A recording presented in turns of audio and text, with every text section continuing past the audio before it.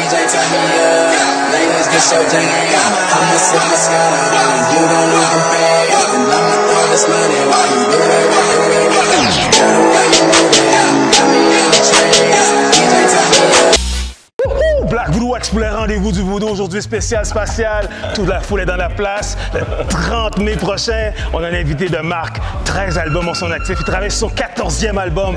Il est chaud, je me souviens. Notre-Dame de Paris, oui. La cathédrale en 98. C'était une année extraordinaire. J'ai découvert un homme plein de cœur, une voix sensuelle, une voix qui a beaucoup d'énergie. J'ai une autre nommée que Bruno Pelletier. Bruno, comment ça va? Viens faire ma promo, toi.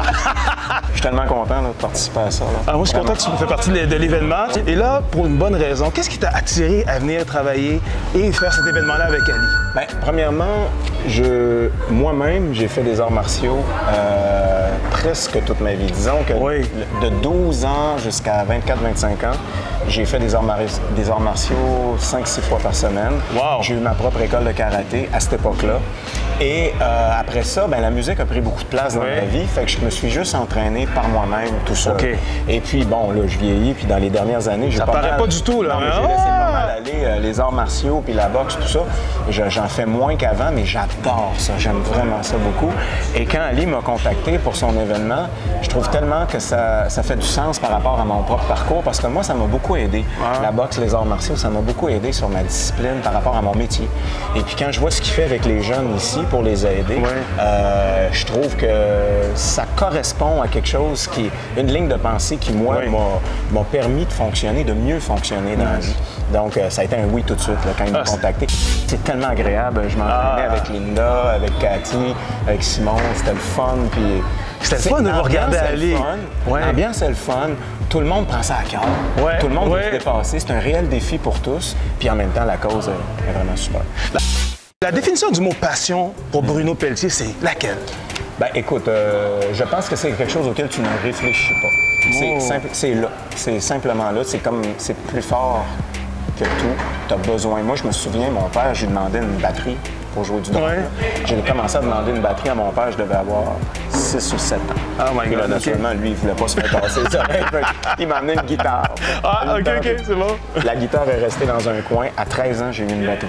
Oh my God. J'ai commencé à jouer de la batterie. Puis après, j'ai pris la guitare. Puis j'ai commencé à toucher à tous les instruments. Je suis devenu musicien. Je suis devenu un chanteur.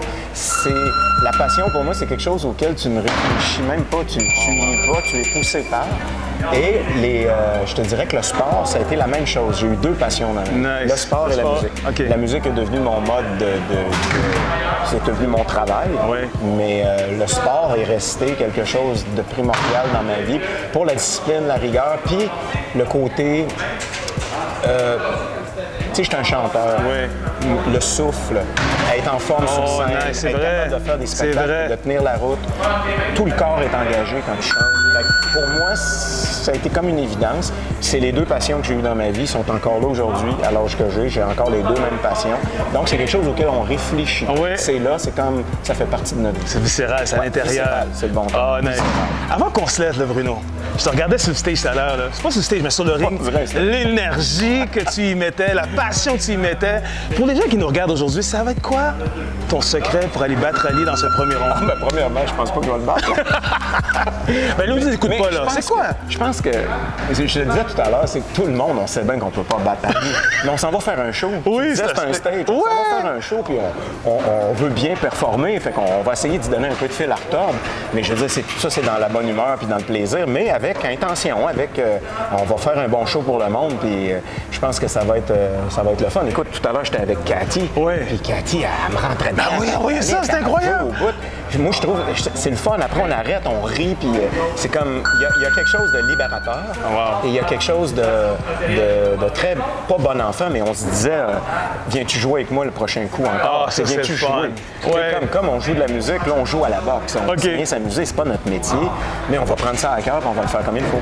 Non, mais vraiment, c'est inspirant. Puis moi, ça me donne le goût, puis c'est clair et certain. Je vais embarquer avec vous autres. Mais sûr que je vais être avec vous autres le 30 mai prochain, 2019 à la TOU. Bruno Pelletier, on a vraiment hâte de te voir. Ça va être le fun. Sur la scène, pas avec un micro, mais avec des gars. Ah oui, c'est ça. Ça va être une bataille à ne plus finir. On vous souhaite. Merci encore une fois, Bruno Pelletier. C'est le fun. Le 12 rondes d'espoir pour nos princes et princesses, le 30 mai à la TOU. Yes! Yes.